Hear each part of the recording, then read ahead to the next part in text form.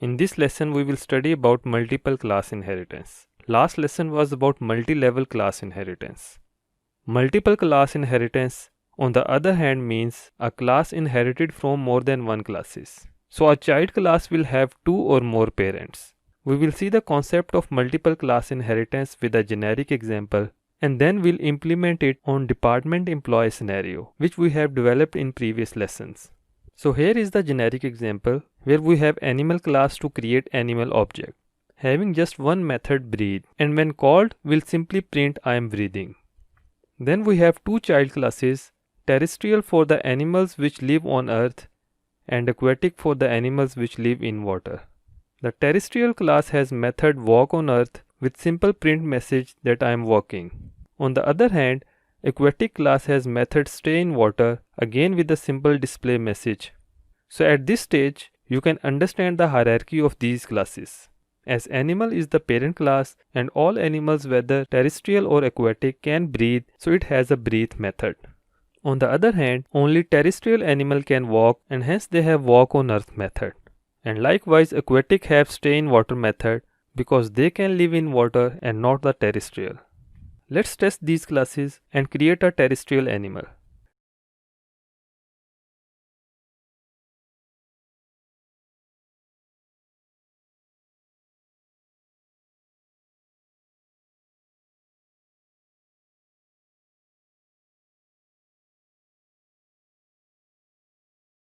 You can see that stay in water cannot be applied on it.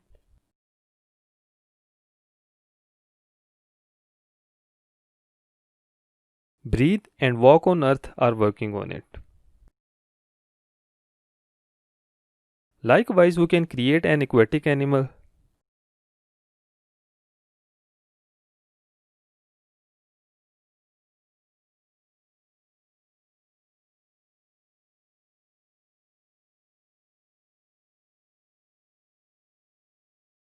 You can see as I tried to apply walk on earth on this object, the IDE indicated the error that this class has no member as walk on earth.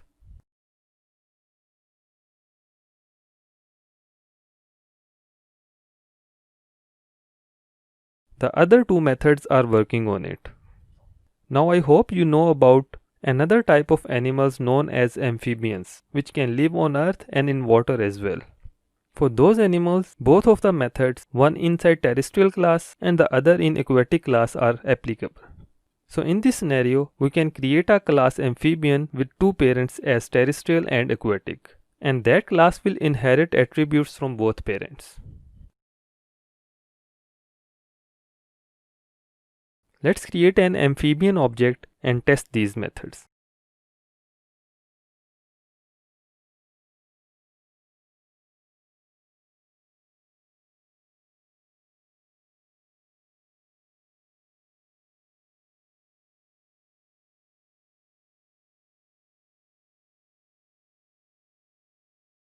You can see that now we can apply methods from both parent classes and parent of those parents as well. The order of these two parent classes is also important. Let's see the method resolution order for amphibian class.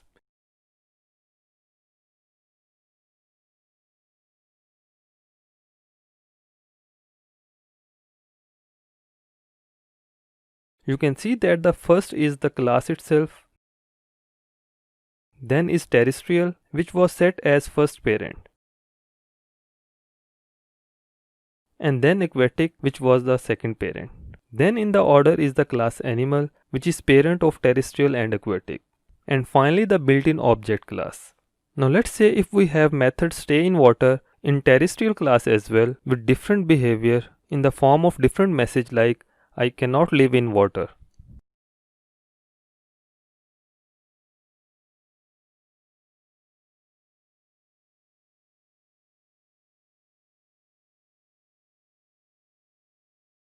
Likewise, we have walk on earth method in aquatic class with different behavior.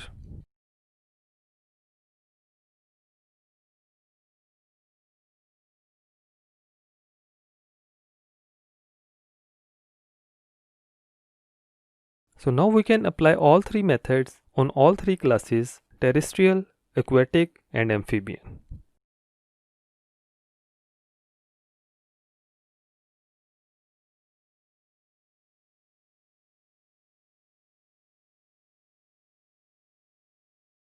In case of aquatic animal, it prints correctly that I cannot live on earth. And if we run these on amphibian object,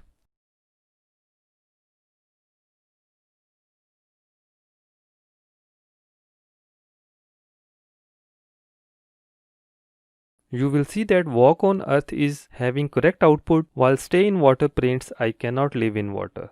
We do not want this for the amphibian class. What happened is that now both methods walk on earth and stay in water are inherited from the first parent terrestrial, and the output is corresponding to terrestrial animal. We want to inherit walk on earth from terrestrial and stay in water from aquatic class. For that, we can override methods stay in water in amphibian class.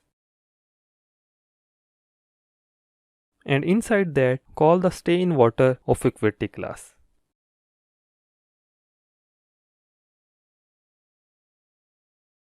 So now walk on earth is inherited from the terrestrial and stay in water has its own definition in amphibian class, which calls the method of aquatic class.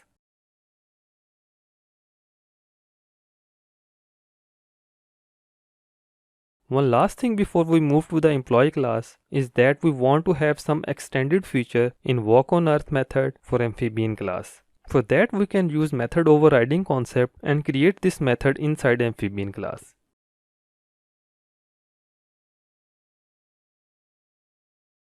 To use the functionality of walk on earth of the terrestrial class, we can use super function as terrestrial is the first parent of amphibian class. And then we can have another print statement as extended behavior of this method for amphibian class.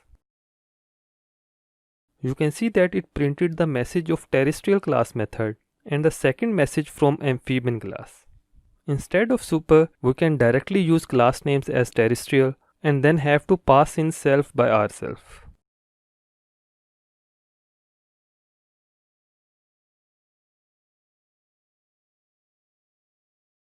When we have a complex relation between classes, especially in case of multiple inheritance, using super to refer to parent can be confusing.